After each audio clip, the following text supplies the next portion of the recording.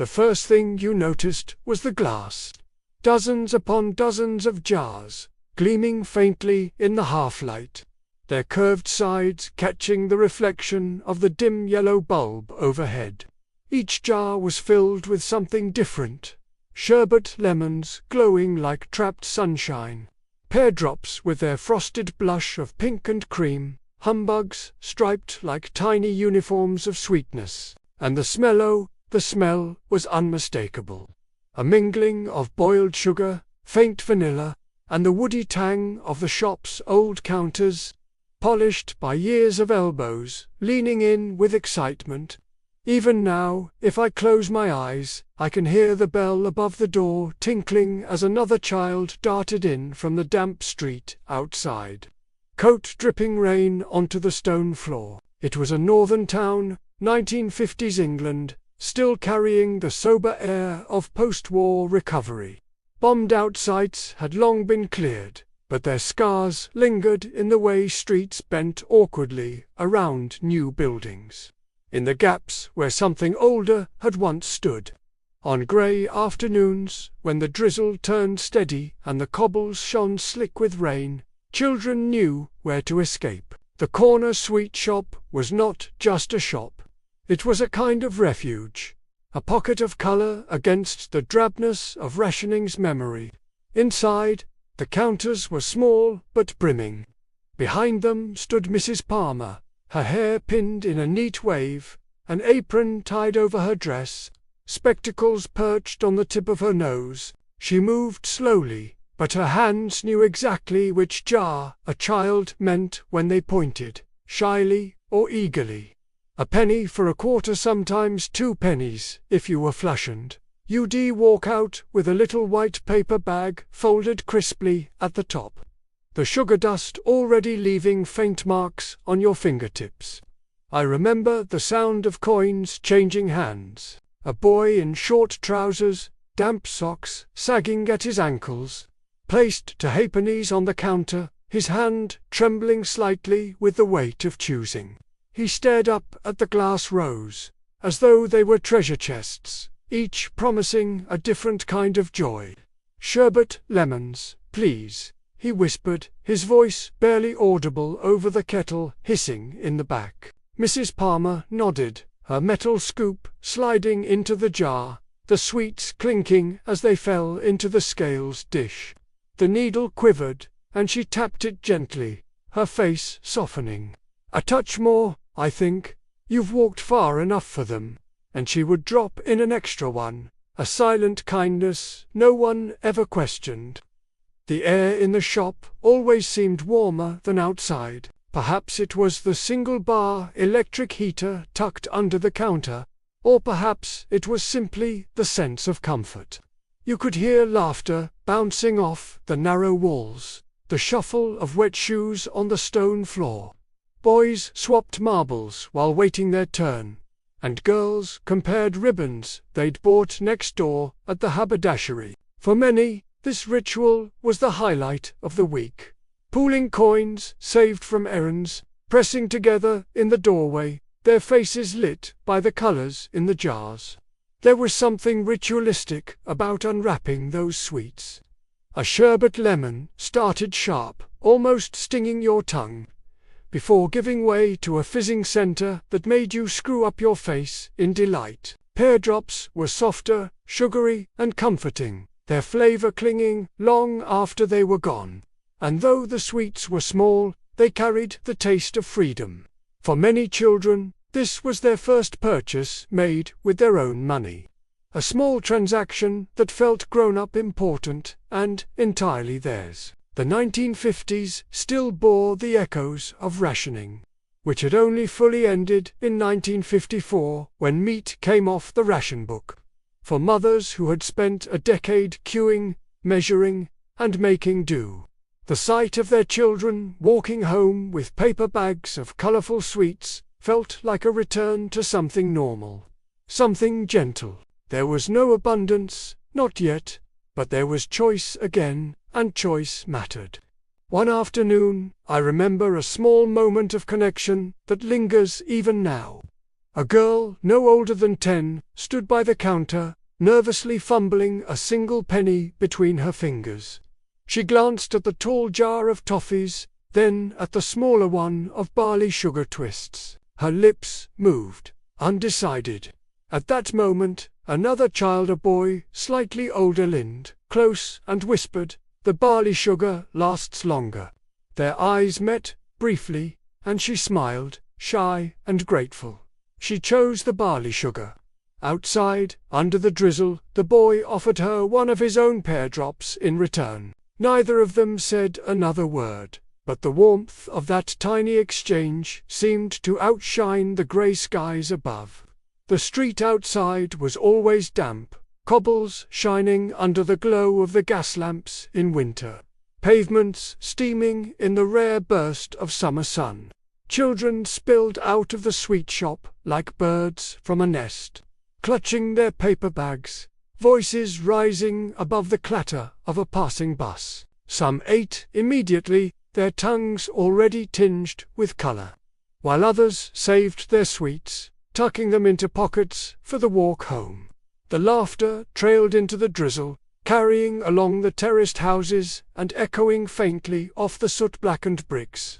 Looking back, it strikes me how ordinary it all was. A shop no bigger than a sitting room, jars lined up like sentries, and yet it carried within it an entire world of memory. Those paper bags were filled not just with sweets, but with moments, the sting of sherbet, the kindness of Mrs. Palmer slipping in an extra sweet, the brief glance between two children sharing sugar as though it were treasure. The corner sweet shop was not just about sugar. It was about belonging, about small joys in a world still piecing itself back together. And yet, not far from that little shop, another kind of trade was unfolding, one less sweet and far more practical. The smell came first, a sharp tang of soda, mixed with the dusty warmth of heated valves, a scent that clung to the little backroom like a signature. The moment you pushed through the door, leaving behind the cold drizzle of the northern street, that smell wrapped around you, thick and oddly comforting. The light was dim, softened by the frosted glass in the window, its edges fogged with condensation. Shadows lay across benches crowded with wires, screwdrivers, and boxes of spare parts. And at the heart of it all, a radio hummed faintly, the BBC's clipped tones spilling out between crackles, mingling with the hiss of a kettle on the small stove in the corner. It was the late 1950s, a time when wireless sets were more than just appliances. They were voices from the outside world, the hearth of modern living rooms, bringing in the sound of dance bands from London, cricket commentary from Lord's, or news that stretched far beyond the reach of terraced streets. In homes where television was still a rarity, the radio was the beating pulse of daily life, and when it faltered, when the voices faded into static, or the valves blew, it was to men like Mr. Lawson, the radio repairer, that people turned. Mr. Lawson was a man of quiet concentration, his tweed jacket permanently dusted with the faintest traces of solder ash. His hair, flecked with grey, curled untidily around his ears, and his spectacles often slid down the bridge of his nose. As he leaned in close to peer at a circuit, he rarely raised his voice, speaking in a low, steady rhythm, as though the radios themselves might be listening and learning from him. On his bench sat a jumble of Set's wooden-cased pies, sturdy old echoes, and the occasional sleek Murphy with its Art Deco styling, all waiting for his hands to coax them back into life. The workshop was not silent. There was always the murmur of the BBC in the background, an announcer giving the shipping forecast, a burst of the Light programme's variety show, or the solemn chimes of Big Ben marking the hour. Between those voices came the small, intimate noises of the room itself, the scratch of a screwdriver turning, the faint pop of a valve warming up, The shuffle of paper as wiring diagrams were consulted. Every so often, the kettle would whistle, and the ritual pause came. Mugs of strong tea poured, steam rising into the dim air, sugar cubes clinking softly.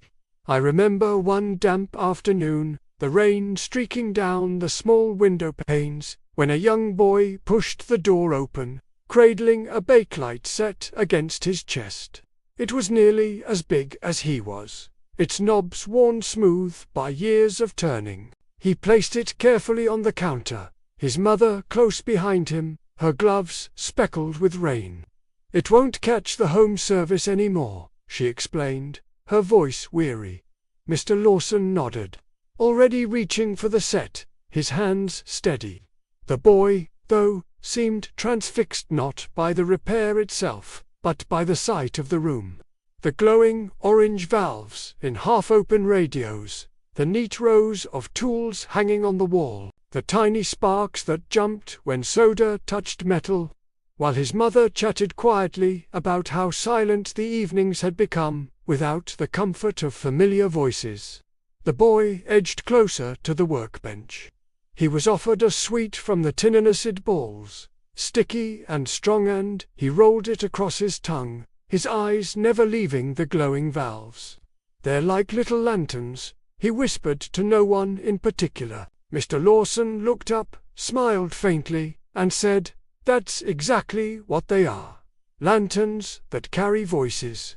There was poetry in that, though the boy didn't fully understand it yet. He only knew that when Mr. Lawson adjusted the set, his fingers moving with practiced grace, the static cleared and a voice broke through. "And in tonight's weather, expect showers moving east." The boy's eyes widened as if he had witnessed magic. His mother exhaled with relief. The weight of silence lifted from their home. A few coins changed hands, wrapped in the rustle of a brown paper receipt, and the boy carried the set out again, clutching it close as though it were alive. The truth was, radios were companions in a way few objects had ever been. Families gathered around them as around a fire. You could hear the King's Christmas message, or laugh at the absurd humor of the Goon Show, or sit hushed while the nation celebrated Roger Bannister breaking the 4-minute mile. A faulty valve was not a mere inconvenience, it was the silencing of a household's heartbeat. And so, in backrooms across England, men like Mr. Lawson became quiet custodians of connection, bridging the gap between the static and the voices that stitched together the fabric of the nation. But the repair shop was more than a place of work. It was a kind of club. Neighbors would pop in, not always with broken sets, but for a cup of tea and a listen.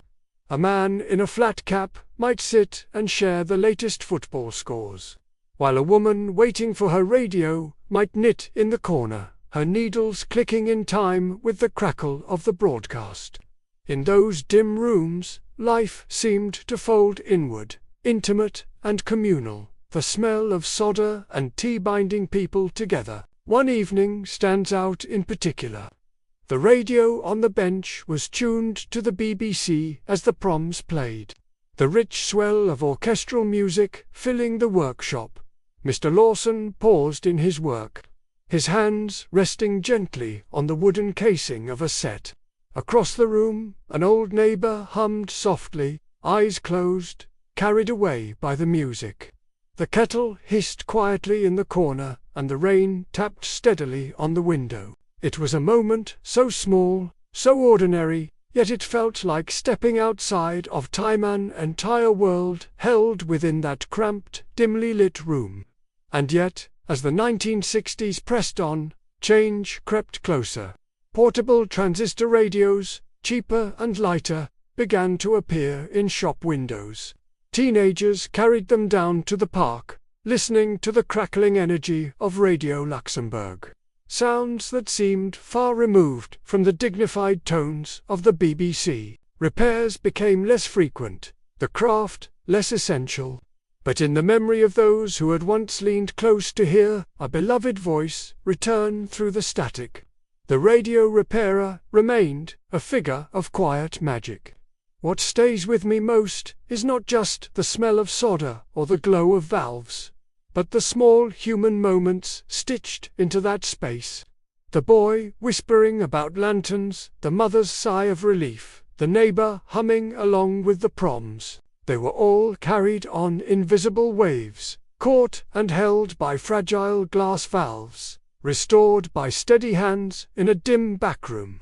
And just beyond the wall of that workshop, another shop glowed under a different kind of light, rows of vinyl sleeves, promising a new rhythm, a new sound waiting to be discovered. The light hit you first brighter than the streets outside.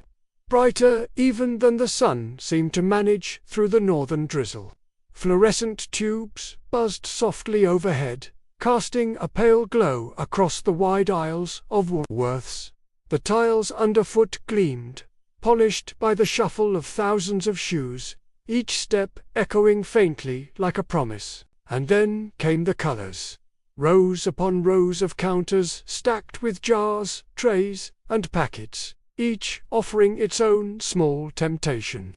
Pick and mix. Those 3 words alone were enough to send a thrill through any child. The thought of choosing your very own selection, scooping it up with a little plastic shovel, and watching it tumble into a white paper bag that would be weighed at the till. This was Woolworths in the 1960s, the great emporium of ordinary dreams.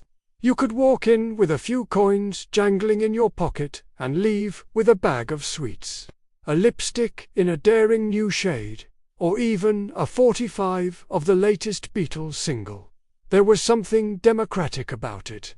Woolworths belonged to everyone, and everyone belonged to Woolworth. The counters were gleaming, not with luxury, but with possibility. Near the entrance, the sweet section drew the youngest crowds. Children pressed their noses against the glass containers, eyes darting between chocolate raisins, jelly babies, licorice all sorts, and rows of sugar-dusted jellies that glistened beneath the harsh white lights. You could hear the rustle of paper bags, the scrape of scoops, and the clink of coins passing across the counter. For a child with 6pence to spare, there was no better kind of wealth. Yet Woolworths was never just for children. The teenagers flocked to the record racks at the back, where cardboard sleeves displayed bold fonts and bright photographs. You'd see them, hair lacquered into careful styles, coats shrugged off as they leaned over the racks, thumbing through singles by Cliff Richard, The Shadows, and, as the decade advanced, the Rolling Stones and the Kinks. A small turntable in the corner sometimes spun a sample, and though the sound was scratchy and muffled through shop speakers, it was enough to set a group of boys tapping their feet, or to make a girl smile shyly, clutching a sleeve, as though it contained a secret. And for the women housewives with their shopping bags, young mothers with prams, the cosmetics counter held its own allure. Rows of lipsticks stood like soldiers, their shades stamped with names that promised glamour. Crimson Flame, Coral Dawn, Pink Mist, a dab on the back of the hand, a shy glance in the small counter mirror, and a purchase that might brighten an ordinary Saturday night at the local dance hall. All for a price that felt just manageable, even on a tight household budget. What made Woolworths magical was how all of it mingled together. You could see a boy with a bag of Pick and Mix drifting past a woman trying on a shade of powder. A young couple at the record racks stealing glances at each other as a mother pushed a prom down the aisle, humming along to whatever tune was faintly playing overhead. The smells overlapped to the sugary scent of sweets, the faint powdery perfume from the cosmetic section, the temps of vinyl sleeves freshly opened. It was a symphony of the ordinary, but when you were in it, it felt extraordinary. I remember standing once by the Pick and Mix counter, coins hot in my hand from being gripped too tightly. The man behind the counter wore a grey shopcoat, and he barely glanced up as he weighed out the sweets, his movements brisk but precise. The bag was folded, handed over, and suddenly I felt richer than kings. I tore the paper just enough to slip one sweet onto my tongue, a chocolate-covered peanut that cracked satisfyingly, its salt and sugar mingling as I chewed. Around me, the hum of the store carried on, people moving in currents that sometimes overlapped, sometimes parted like streams of water. And then there was the small, human moment that stays lodged in memory. At the record rack, a boy in a school blazer hesitated, holding to singles, one by the Beatles, the other by the Hollies. His brow furrowed as though this decision might alter the course of his life. Standing nearby, a girl in a neat skirt and cardigan looked over, her fingers twisting the strap of her handbag. "That one," she said softly, nodding at the Beatles record. Their eyes met for the briefest second, his cheeks flushed, and he nodded, smiling. They walked to the till together, silent, but with something new shimmering in the air between them. Outside Woolworths, the streets were wet with rain, buses trundled past, and smoke curled from chimneys. But inside, under the hum of fluorescent light, life seemed sharper, brighter. You could almost believe the world was shifting, not just in the music, but in the freedom to choose, to browse, to pick out something small yet entirely your own. The post-war greyness was giving way to colour lipstick reds, record sleeve oranges, the rainbow scatter of sweets in a paper bag. By the late 1960s, Woolworths had become more than just a store. It was a stage. It was where fashion began to tilt toward the modern, where teenagers carved out an identity separate from their parents, where children learned the delight of choice, and where ordinary Saturday afternoons carried the glamour of discovery. The echo of footsteps on those tiles still seems to ring in memory, each one carrying its own small story.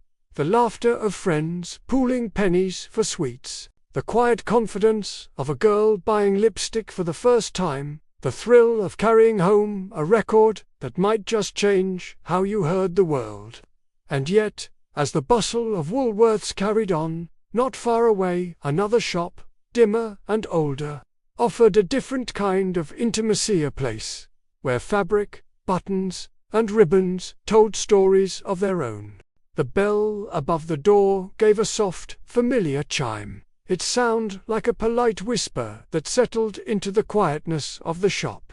Stepping inside from the grey street outside, you were enveloped immediately by a gentler world, a snug haven of wood, fabric, and the faint scent of lavender polish that clung to the air. The haberdashery was small, narrow even, but its walls seemed to stretch high, with neat wooden drawers stacked in careful rows, each one labelled in tidy handwriting. Buttons, pearl, ribbons, satin, thread, cotton, assorted shades. There was something deeply comforting in the order of it, as though this little shop was determined to hold chaos at bay with needles, scissors, and spools of colour. The 1950s and 60s were years when clothes were often stitched at home, not plucked from rails in high street chains. A Sunday dress might begin here, in this shop, with fingers brushing across rolls of fabric, measuring tapes flicked gently against hems, and careful conversations about yardage and fit. Mothers came with lists folded neatly in their handbags, some with daughters in tow, their eyes wide as they gazed at ribbons and lace. Even the soundscape felt measured. The slide of a drawer opening, the soft click of wooden buttons spilling across the counter, the murmured arithmetic of pounds, shillings, and pence. Behind the counter, Mrs. Ellis presided. She wore her spectacles on a chain around her neck, her hair pulled neatly into a bun, and her hands always carried the faintest dusting of chalk. Her patience was endless. She could find a matching thread shade with uncanny precision. pulling open drawer after drawer until she found the exact tone of blue or green. Her pride was quiet but certain. This was not just commerce, but craft. For every customer, she seemed to understand not just what they wanted, but what they hoped the fabric would become. On Saturday mornings, the shop filled with voices.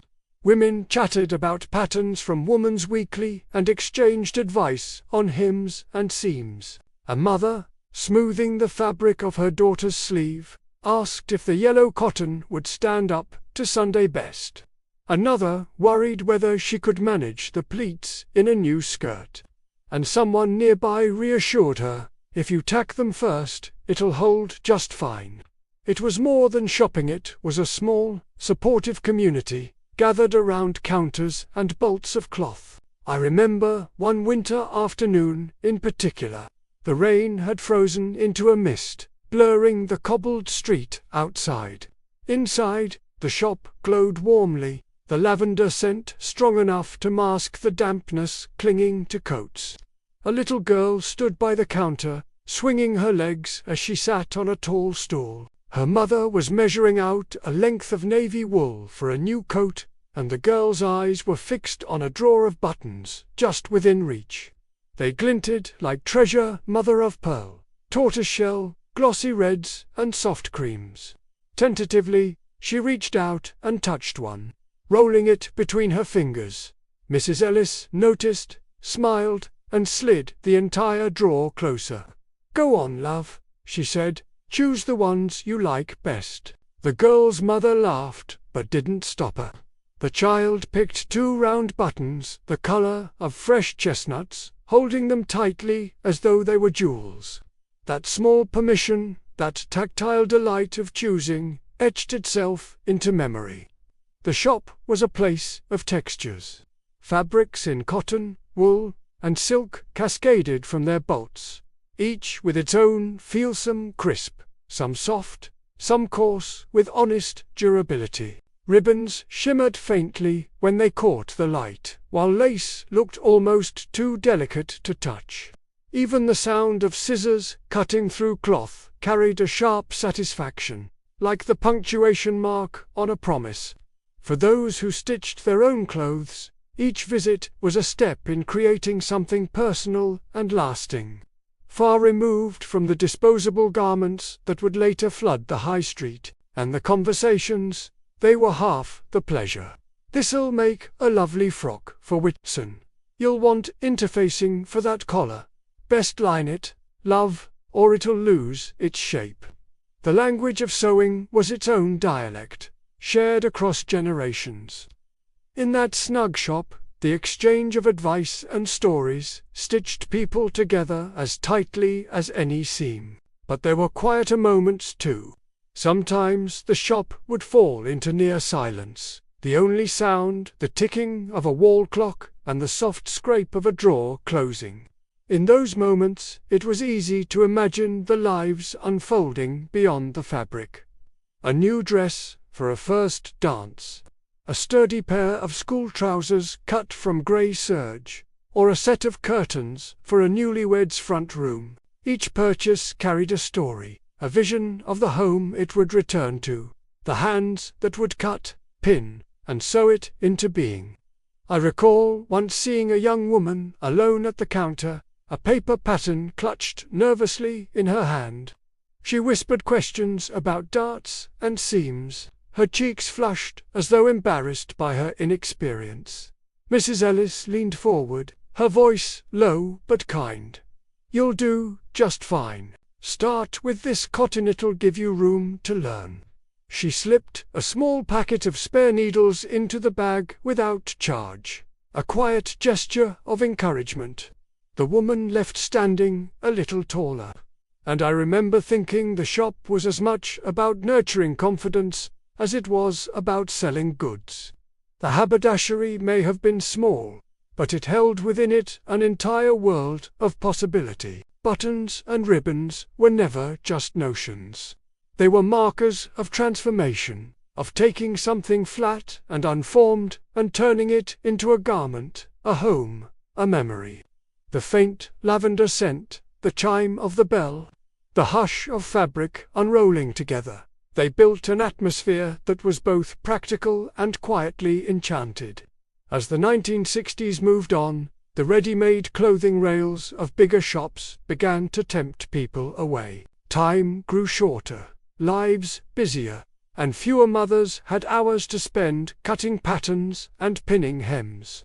Yet, for those who remember, the haberdashery was a place of gentle ritual, where choice was deliberate, where care was stitched into every seam long before the garment was worn. And just a few streets away, the hiss and clatter of a milk bar told a different story. Chrome stools, jukebox tunes, and milkshakes that fizzed under the neon glow of a changing decade. The door swung open with a jangle of its bell, and in you stepped, straight into a rush of sound and scent that felt like another world entirely. The milk bar was alive. Chrome stools gleaming under the glow of neon. Formica tables lined in tidy rows, and the hum of teenagers' laughter bouncing off tiled walls. The air was a cocktail of smells. Sweet malted milkshakes, syrupy Coca-Cola, fizzing in tall glasses, and the unmistakable curl of cigarette smoke drifting lazily beneath the buzzing neon signs. Outside, the street lay grey and damp under a low English sky. But here, within these four walls, it was all colour, light, and rhythm. It was the early 1960s, and milk bars had become the beating heart of teenage life across England. They were more than shops. They were the meeting grounds of a new generation, a space where the post-war children, now grown into leather jackets and bouffant hairdos, could carve out an identity entirely their own. To sit at a chrome stool, to twirl a coin on the counter, to drop it into the jukebox and hear the familiar clunk and whir before a record snapped to life. That was to take part in something bigger, something new. The jukebox was always the centerpiece. In one corner stood the great glowing machine, its rows of 45s listed behind glass. Fingers smudged the surface as boys and girls leaned close, debating which track to play next. Cliff Richard, maybe Elvis Presley, whose voice carried across oceans yet somehow belonged here too, in this little English town.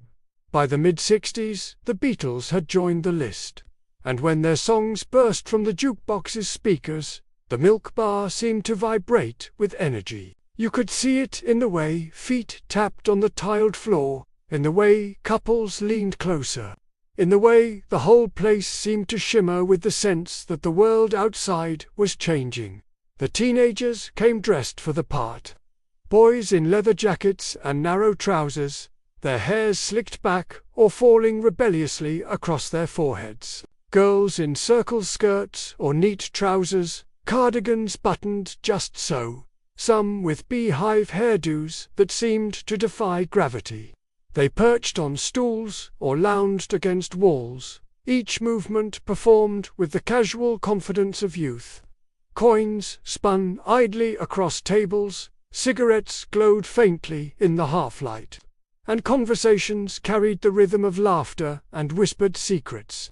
At the counter, tall glasses lined up like soldiers, strawberry, chocolate, vanilla, the classic flavors, each crowned with a swirl of whipped cream or the scatter of a few sugar sprinkles.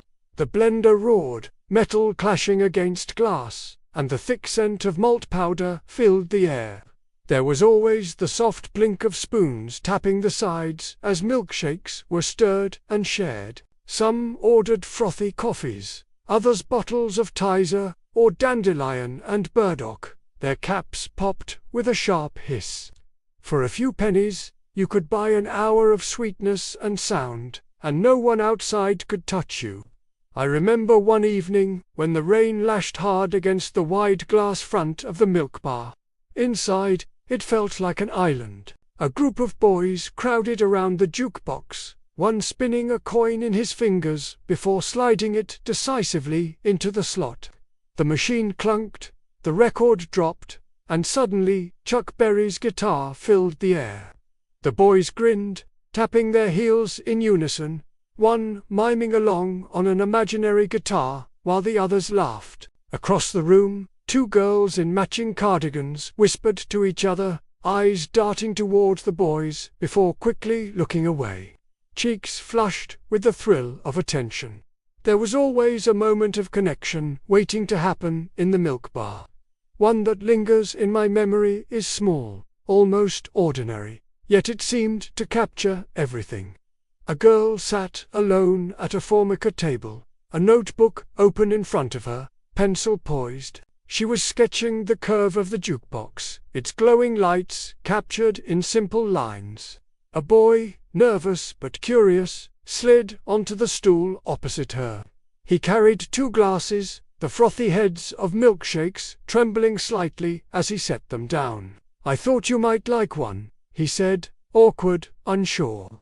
She blinked, then smiled, tucking a strand of hair behind her ear. She took the glass, her fingers brushing his.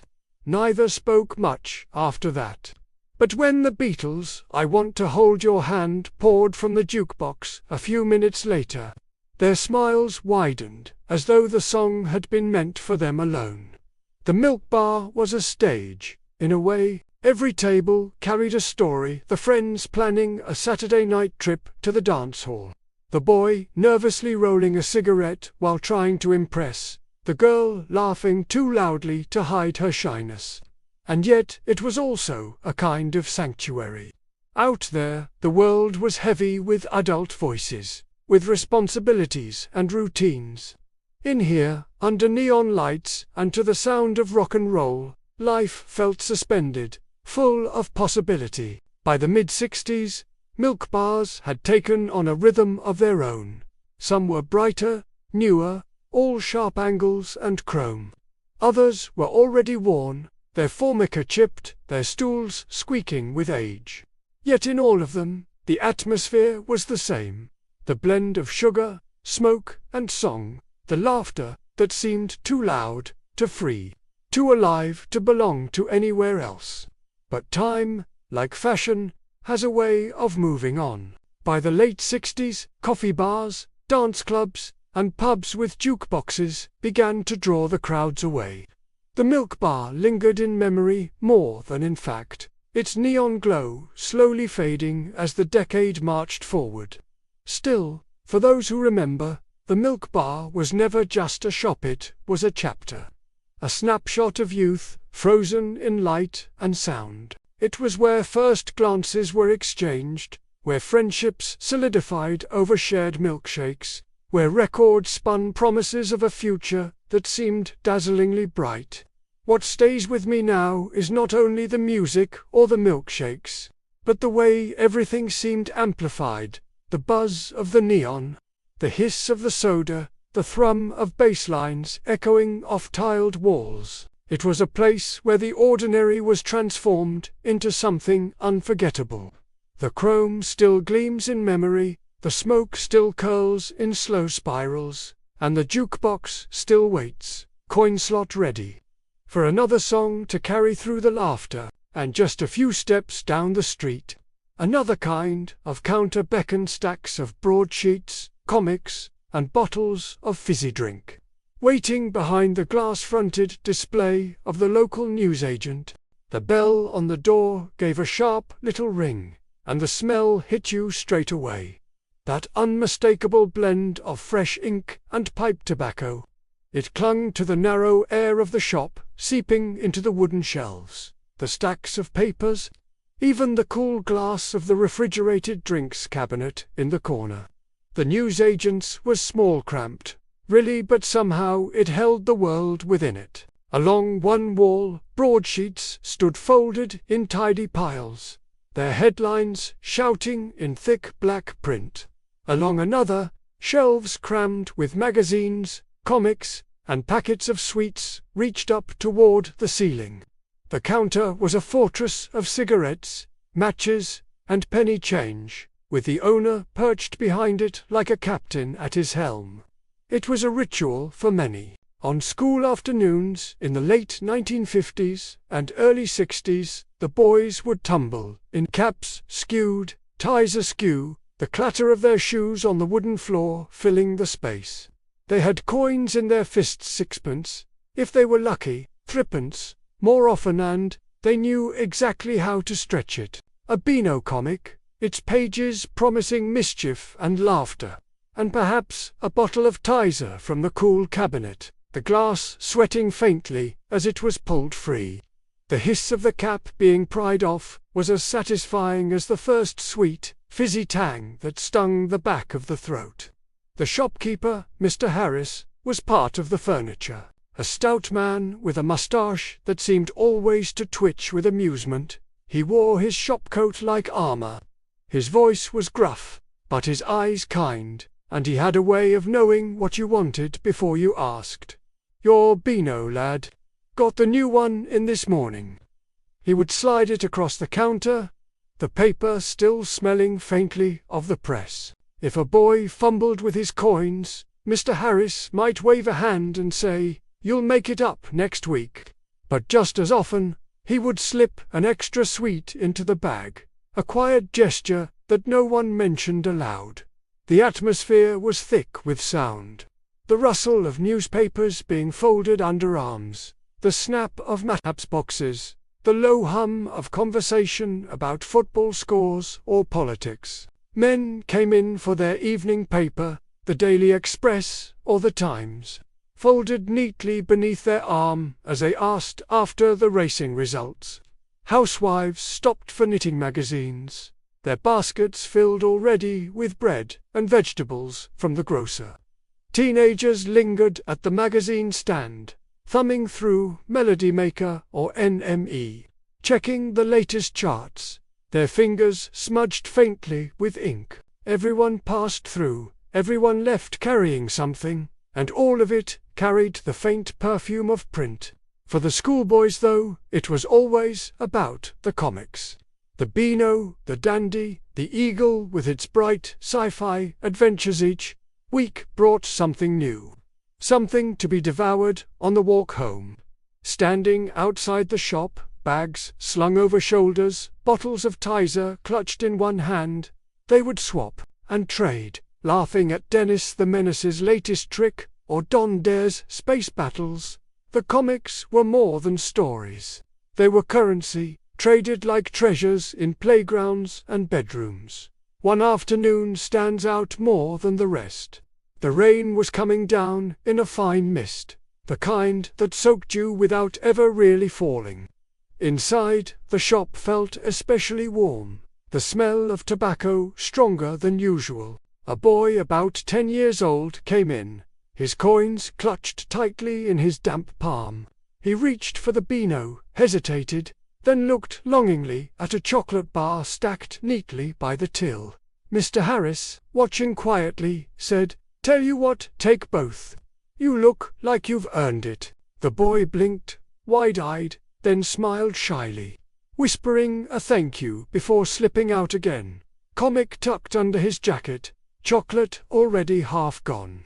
That kind of kindness lingered, tucked away like a story of its own. The shop's layout added to its magic.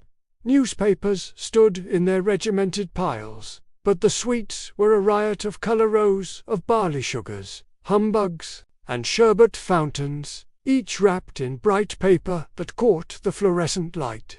The drinks cabinet hummed faintly, bottles of Tizer, Corona, and Dandelion and Burdock lined up like jewels. The magazines carried the glamour of the wider world. Glossy photographs of film stars, headlines about distant countries, advertisements for fashions few would ever see in person. To stand in front of them was to stand before a window into lives beyond your own. It was, in a way, a place where generations collided. Fathers collected their papers while their children darted for comics. Grandmothers purchased knitting patterns while teenagers eyed rock and roll magazines. Conversations overlapped, the mutter of politics, the shrill laughter of boys, the sigh of a tired housewife. The Newsagent's was not just a shop, but a hub, a small square where daily life crossed paths. And then there was the silence of closing time. The final customers gone, Mr. Harris would stack the unsold papers, sweep the floor, and fill the air with the rich, comforting smell of pipe smoke. Outside, the lamplight flickered across the damp pavement, and the street grew quiet. But inside, with the counters cleared and the drawers of coins counted, the little shop still seemed to hum with the day's energy, the echo of boys' laughter, the rustle of papers, the clink of bottles. By the late 1960s, supermarkets were beginning to creep into towns, larger and brighter, their shelves groaning with variety. But for those who grew up with the newsagents, no vast store could replace its intimacy. To push open the door, to hear the bell ring, to breathe in the smell of ink and tobacco, that was to step into a place both ordinary and enchanted. What lingers now is not just the memory of the comics or the sweets, but the small human details, the shopkeeper's kindness, the hush of men reading headlines, the fizz of a bottle cap, the ink smudged across young fingers. The newsagents may have been cramped, but it contained within it the laughter of children, the concerns of adults, and the stories of a community bound together by print and ritual. And just a street or two away, another sound was rising, the scratch and thrum of records spinning. As teenagers pressed their ears to speakers in the dim-lit record shop, searching for the music of a new age. The shop was dim, the kind of dimness that made everything feel hushed and secret, even though the doorbell had just clattered loudly when you walked in. Dust motes floated lazily in the shafts of light that slipped between the blinds, and the air smelled faintly of cardboard, vinyl, and the ever-present damp that clung to English streets in the early 1960s. Wooden racks lined the narrow aisles, each filled with cardboard sleeves that seemed to hum with possibility. The spines of LPs formed tidy little mosaics of color and text, waiting for fingers to pause, hover, and pull one free. Outside, the rain tapped steadily against the window, streaking the glass, blurring the view of grey pavements and umbrellas bobbing past. But inside, another rhythm filled the room, the crackle of the shop's battered turntable, a scratchy Beatles record spinning out "Please Please Me," its jangling guitars competing with the hiss of rain. The sound wasn't perfect, not by any stretch, but it didn't need to be. The magic was in the promise that a song, a record, could bring the world rushing into your small town. Teenagers filled the narrow space, their voices low but excited, their movements a little self-conscious as they flicked through records. Boys in duffel coats and slick hair leaned heavily on the bins, thumbing their way through sleeves with purposeful care. Girls in skirts and cardigans pressed close to one another, whispering as they held up covers, the Rolling Stones, Cliff Richard, the Kinks, giggling behind their hands. Every so often, someone would hold an LP up to the dim light, studying the cover art as though it might reveal something of the future waiting inside its grooves. The shopkeeper, Mr. Jennings, stood behind the counter, half hidden by a stack of singles and a heavy ashtray smouldering faintly. He wore a cardigan gone baggy at the elbows, his hair in stubborn tufts, and he had the distracted air of someone half listening to music and half counting change in his head. He never hurried anyone. He understood, perhaps better than the teenagers themselves, that choosing a record was a kind of right. Each purchase was a declaration. This was who I am, this is my sound, my tribe. There was always a sense of anticipation in the air. Someone would eventually step up to the counter, clutching a single wrapped in its thin paper sleeve, and ask, almost shyly, "Can we hear this one?" Mr. Jennings would nod, slide the record onto the turntable, and with a soft crackle, the song would begin.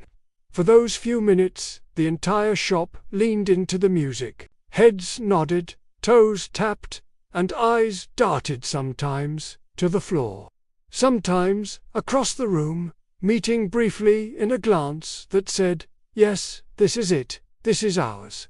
I remember one wet Saturday afternoon when a boy, perhaps 16, stood frozen at the rack. He held two records. One, the clean-cut cover of the Beatles, all smiles and matching suits.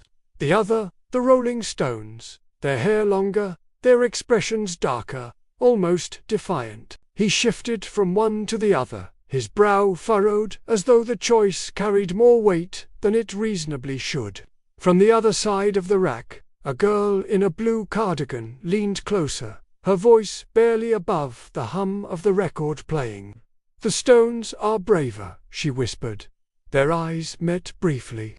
He smiled, uncertain but convinced, and took the Stones to the counter. It was a small moment, but you could feel the world pivot slightly around it, music shaping identity, identity shaping connection. The rain outside thickened, beating harder against the glass, but no one moved to leave. The shop was a refuge, the sound of guitars and drums weaving a cocoon around everyone inside. The sleeves themselves felt like talismans, bright blocks of color, bold fonts, photographs of young men staring straight out as if daring you to join them. For a generation raised in the shadow of rationing and post-war austerity, these records weren't just music.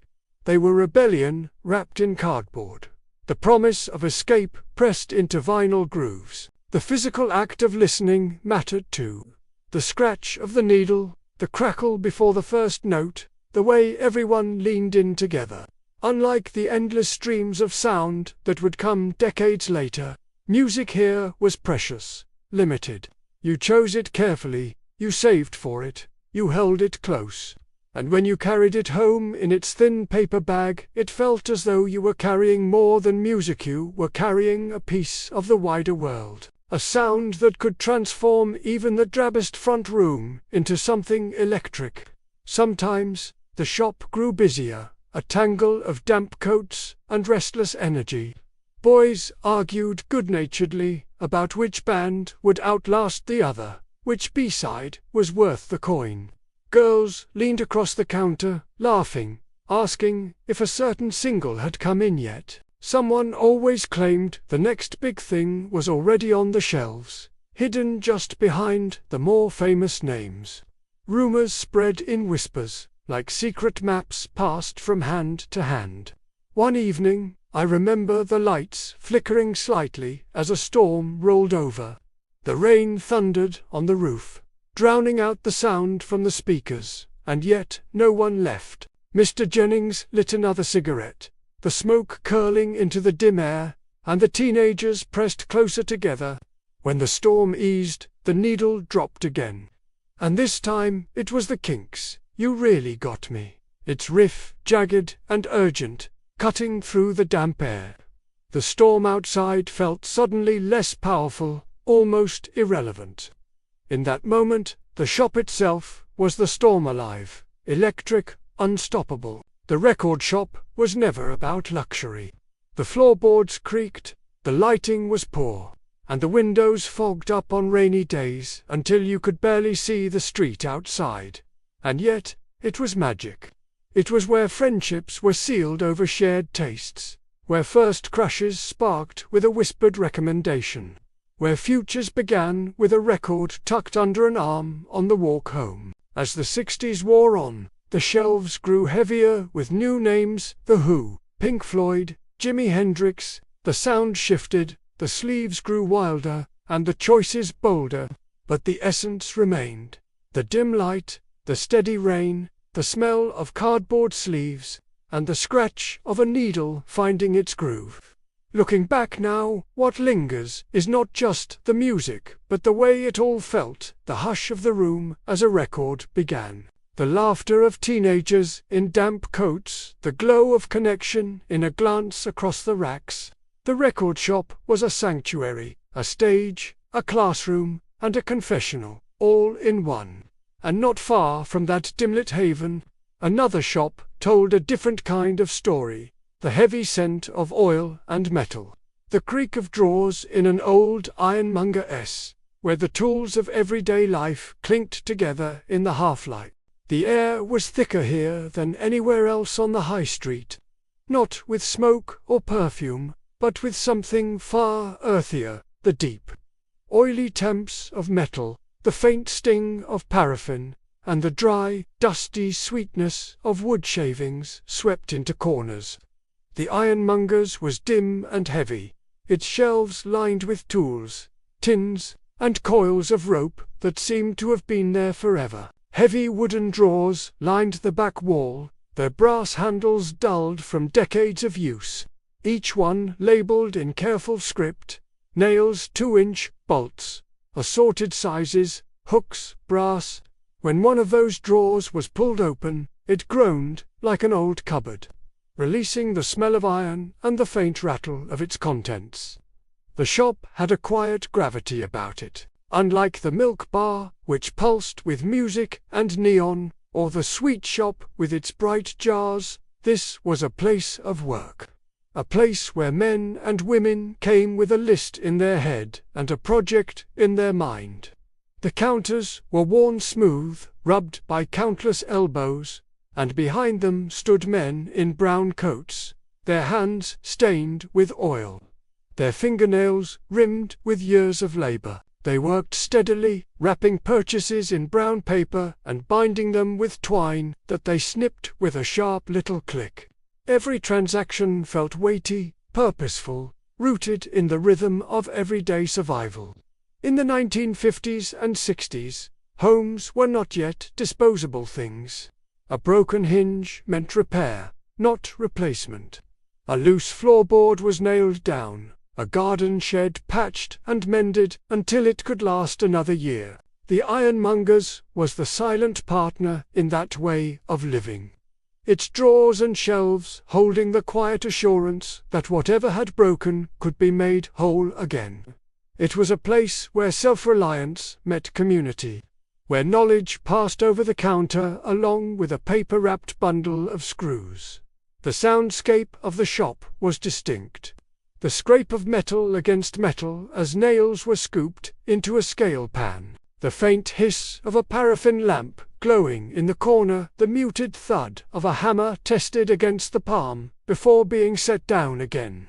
Every so often, the bell above the door would ring, letting in a shaft of pale light from the grey street outside, along with a swirl of damp air. The regulars greeted one another with nods, sometimes with a few words about the weather or the match on Saturday, but mostly the conversations were practical.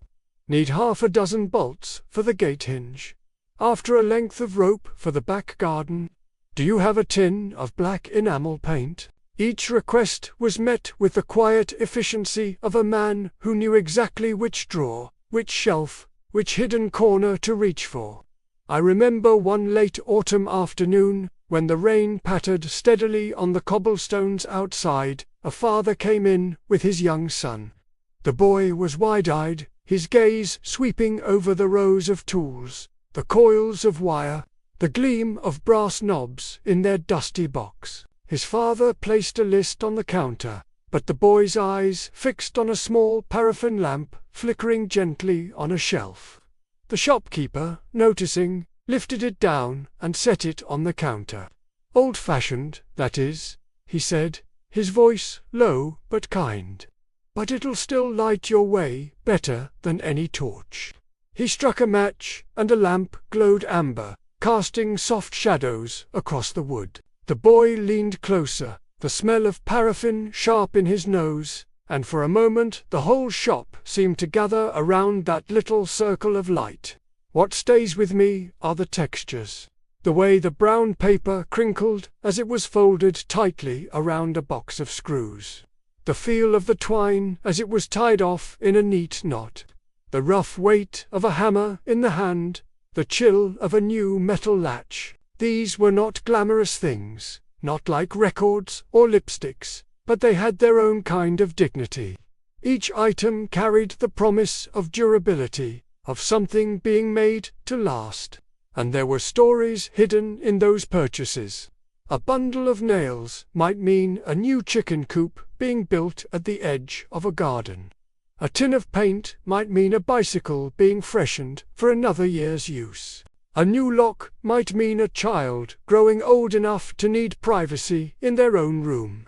These weren't just objects, they were markers of life unfolding, of homes mended, of families continuing in the quiet ways that rarely make the headlines but shape the heart of a community. There was one exchange I'll never forget.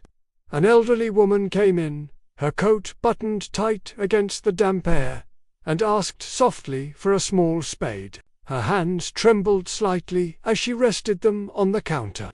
The shopkeeper brought out two, one lighter, one heavier, and she tested the weight in her hands. "This one will do," she murmured, before adding almost as an afterthought, "It's for the roses. My husband always tended them, but—" Her voice trailed off. The shopkeeper nodded, no questions asked, and wrapped the spade in paper to keep her hands clean. He tied it neatly, placed it carefully in her grip, and simply said, "Good luck with them."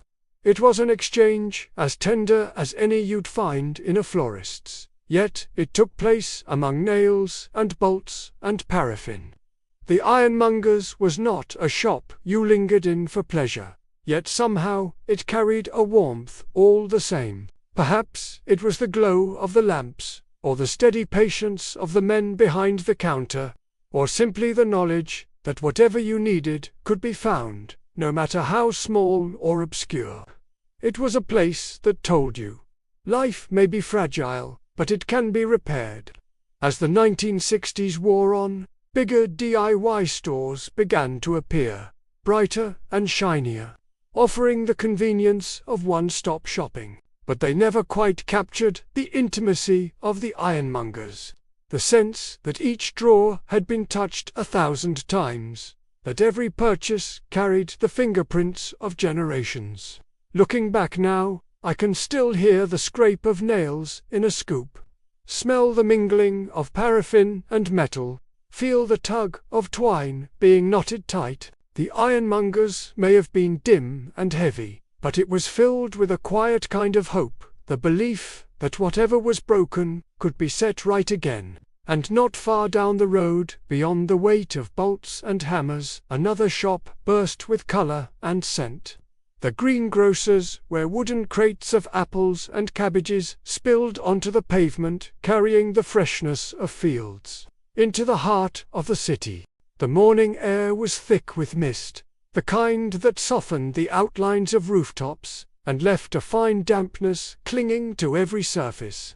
The pavement outside the Greengrocer's was slick and dark, but bursting with color, because the wooden crates were already out, spilling their bounty into the street.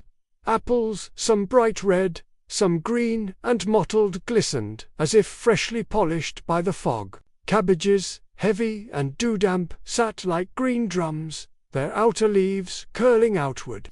Carrots still carried a trace of earth on their skins, and potatoes rolled in their wooden trays like treasure dredged up from the soil. The scene was alive with an earthy scent. Damp wood, fresh leaves, the sweetness of fruit, all mingling with the tang of the morning mist. The Greengrocer's was never quiet. From the moment the shutters went up, the street filled with sound. The most commanding voice was, of course, the grocer himself, calling out prices in his thick local accent, his tone rising and falling with a rhythm as practiced as a song. 2pence a pound. Best Cox's apples, fresh this morning. 3 for a shilling. Come on now, you won't get better. His shouts echoed down the terraced street, mingling with the cries of a milkman's cart and the distant hiss of a bus braking on the corner. Inside the shop, the warmth was immediate. The floorboards creaked beneath your shoes, and the walls seemed to lean inward with shelves stacked high with tins, sacks, and jars. But it was the outside display that drew everyone in. Housewives in headscarves and overcoats bent over the crates, fingers prodding gently, eyes narrowing as they judged quality. A good cabbage had weight, a firm heart, and just the right sheen on its leaves. Apples had to feel solid, not mealy, and often you'd see a woman turn one over in her palm, inspecting it like a jeweler studying a stone. Bargains were discussed, and sometimes argued, but always with a twinkle of humor. The 1950s and 60s were still an era when food felt close to the soil. Supermarkets were only just beginning to creep into towns, and many families still bought fresh produce daily. The Greengrocer's was more than a place to shop, it was a hub of conversation, a stage for neighborhood gossip. Women compared notes on prices, asked after each other's families, or exchanged recipes while waiting for their turn. Boil it with a bit of bacon, that's the best way. Mash them with butter and a touch of cream, you'll not get a smoother potato. Advice flowed as freely as the mist outside. One Saturday morning, I remember a boy no more than 8, tugging at his mother's sleeve as she selected apples. He eyed the crates of oranges stacked nearby, their bright skins like tiny suns against the grey pavement. "Go on then, one for him," the grocer said with a wink, tossing the boy an orange.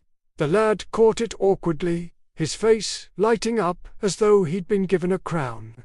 Oranges were still a treat, a memory of wartime scarcity lingering in the way older customers spoke of them. The boy peeled it clumsily, juice running down his fingers, the sharp citrus scent cutting through the damp morning air. The grocer himself was a figure to remember. A broad man in a heavy apron dusted with flour and earth, his hair always slightly mussed, his hands large but deft. He could heft a sack of potatoes over one shoulder with ease, but also select a delicate bunch of grapes without crushing a single one. He knew his customers by name, and he knew their habits. "Mrs. Davies, more of those cooking apples, I reckon." "Mr. Clark, same again with the carrots." He kept accounts in a battered notebook, scribbling figures with a stub of pencil, often letting debts run a week or two when times were tight. The shop was business, but it was also trust. Rain never stopped the trade. Tarpaulins were pulled hastily over crates, and the smell of damp canvas mixed with that of cabbage leaves and bruised fruit. Customers huddled under umbrellas, stamping their feet against the chill, but the trade went on. The grocer's voice rose above the patter of rain, cheerful and insistent. "Best potatoes, 6pence a stone," and somehow, even on the wettest mornings, the place buzzed with a life that pushed the dreariness aside. There was a moment, one misty morning, that has stayed with me all these years. A young couple stood by the apple crates, their heads bent close as they argued quietly about money, perhaps, or about which variety would keep best through the week. Their hands brushed as they reached for the same fruit, and suddenly their quarrel broke into laughter. The grocer, watching, said nothing, but he smiled, slipping an extra apple into their bag before tying it off with practiced speed. It was the smallest kindness, but it felt like a blessing on their day. The textures of the shop were part of its memory. The rough wood of the crates, the crinkle of brown paper bags as they were filled, the scratch of a pencil against the notebook, the soft snap of twine being pulled tight, even the weight of the bag's apples tugging at your arm. Potatoes, heavy against your leg as you carried them home, was part of the ritual. Food was not just bought, it was weighed, judged, carried, and finally transformed in kitchens that smelled of boiling cabbage, roasting potatoes, and apple pies cooling on the sill. As the 60s advanced, supermarkets grew louder, brighter, and broader in their offerings. But the greengrocers retained a kind of intimacy they never could. It was not just about produce, but about people, the calls of greeting, the shared jokes, the whispered gossip, the small acts of generosity that slipped between the crates of apples and sacks of carrots. Looking back, I can still see the mist curling over the pavement, hear the grocer's voice rising above the clamour, feel the damp chill of a cabbage in my hand, smell the earth still clinging to potatoes. It was a place where the soil of England was carried straight into the heart of the town, where the ordinary became vivid, and where life itself seemed to gather in crates and baskets, ready to be carried home. And just a few doors down, another world waited, the Bookshop Nook, dusty and quiet, where the smell of old paper and the hush of turning pages offered an entirely different kind of nourishment.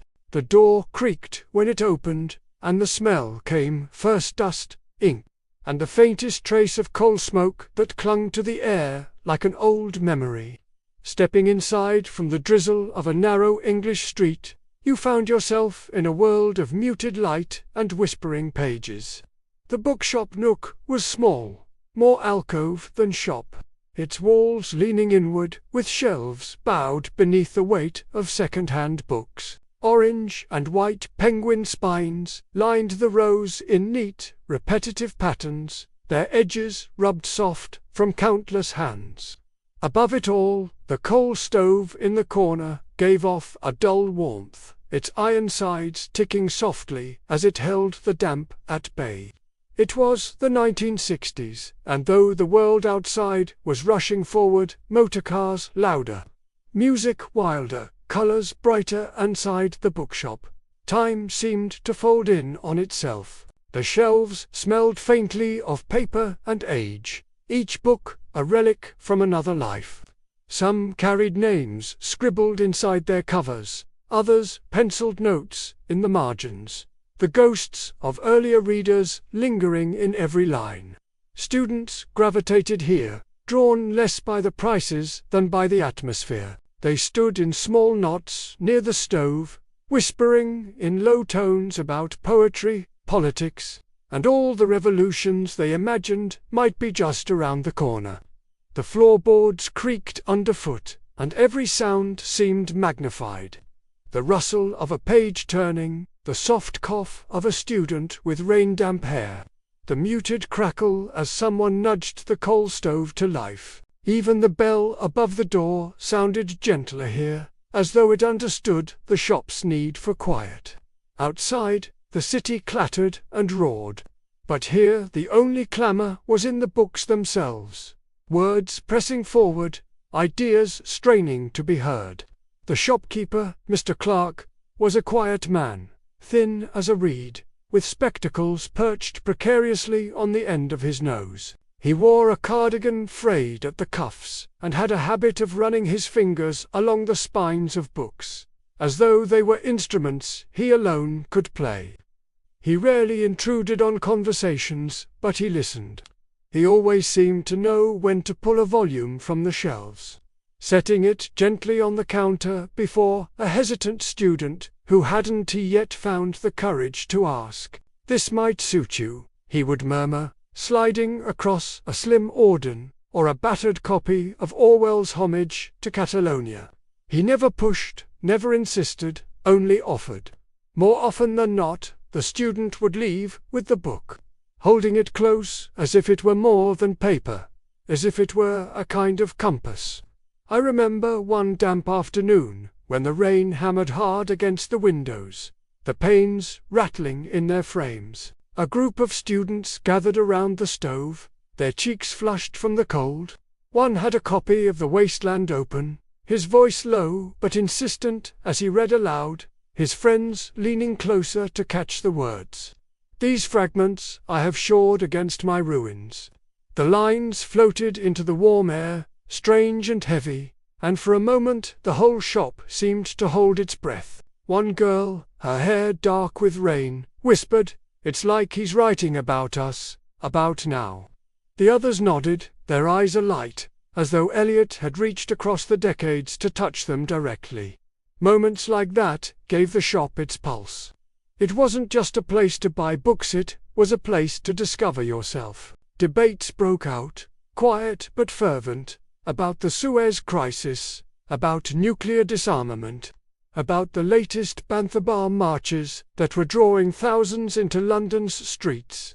Between the shelves, hands brushed, as students reached for the same copy of a pamphlet on Marx, or a well-thumbed Camus. These brushes of contact, fleeting and unplanned, carried as much electricity as the politics they whispered about. One memory remains vivid. A girl in a pale blue coat standing by the poetry shelf. She picked up a thin volume of Sylvia Plath, her fingers hesitating on the cover. A boy standing nearby leaned in, shy but certain, and said, "Her words burn, don't they?" Their eyes met, and she smiled faintly, pressing the book to her chest. They didn't speak much more, but when they left together, side by side, under a single umbrella, the coal stove seemed to crackle more warmly, as if approving. The textures of the shop stay with me most. The softness of paper gone slightly brittle at the edges. The smudge of ink on your fingers after lingering too long with the older volumes. The warmth of the stove against your back as you crouched near the bottom shelf. The coal smell mingling with the faint perfume of old cloth bindings. Books were not just read, they were touched, smelled, carried, lived with. They bore marks of their journeys. Train tickets slipped between pages, faded receipts, an old pressed flower that fell out like a sigh. As the 1960s advanced, the world outside clamored louder. Records blared from milk bars, televisions flickered in living rooms, and supermarkets gleamed with fluorescent light. But the Bookshop Nook resisted all that speed. It stayed dusty, dim, and stubbornly quiet, a sanctuary where words carried more weight than noise. To step inside was to step into an older rhythm, one where you measured your afternoon not by the tick of a clock, but by how many pages you managed to read by the stove. By the end of the decade, students would march more boldly in the streets, their voices raised not in whispers but in chants. The ideas they had murmured over battered penguin paperbacks found their way into the open air, painted onto banners and shouted into microphones. But before all of that, in the quiet of the bookshop, those ideas were born. They began as conversations between friends, as underlined passages in second-hand books, as words spoken softly beside a glowing coal stove. Looking back, what lingers is not just the books, but the atmosphere, the hush of voices, the smell of coal smoke, the creak of floorboards, the press of spines against your hand as you slid a volume free. The Bookshop Nook may have been small, but within it lay entire worlds. Worlds of poetry, of politics, of possibility. It was a place where ideas flickered like kindling, waiting to catch, and where lives quietly changed with the turn of a page. And just a few steps away, in the same damp streets, another kind of light glowed rows of glass jars stacked high in the sweet shop, where sugar and laughter carried into the drizzle, promising a different flavor of memory altogether.